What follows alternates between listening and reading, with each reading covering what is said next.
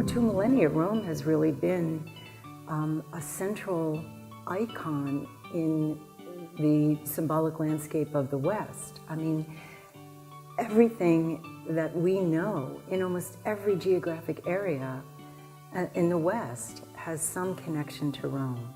And that's why it's so exciting that everything we look at from every time period in Rome, in fact, looks backward and forward. We'll stop in the chapel and look at a Bramante courtyard. And that courtyard has its beginnings in the basilicas of ancient Rome. And we'll trek up to the Janiculum Hill and we'll look at Bramante's Tempietta in San Pietro in Montorio, the church that overlooks the entire city. And inside of a small courtyard next to the church is a beautiful classical round tempietto, a small temple.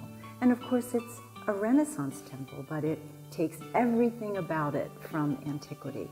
The columns, the shape, the meaning and the expression that the edifice in fact seeks to share is the same message that antiquity sought to give in it. Well, a lot of what we see will be familiar to many people because they're iconic shots. I mean, on some of our walks we'll pass by some of the scenes from Roman holiday that made the city first so well known in the United States in the 50s. The Bocca della Verità and the Republican temples and so on. So some of these things will be like old friends for you.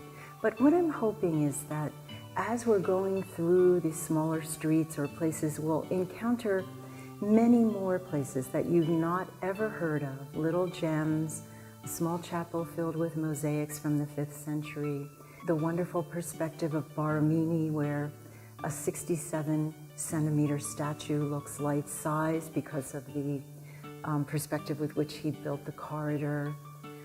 And there are so many wonderful little pieces like that. And it can become overwhelming if you're a visitor to Rome. But if we just concentrate on our own walk and the streets that we go through and take what we encounter from each one, I just guarantee you that you're going to meet new and beautiful things that you had never imagined were there before.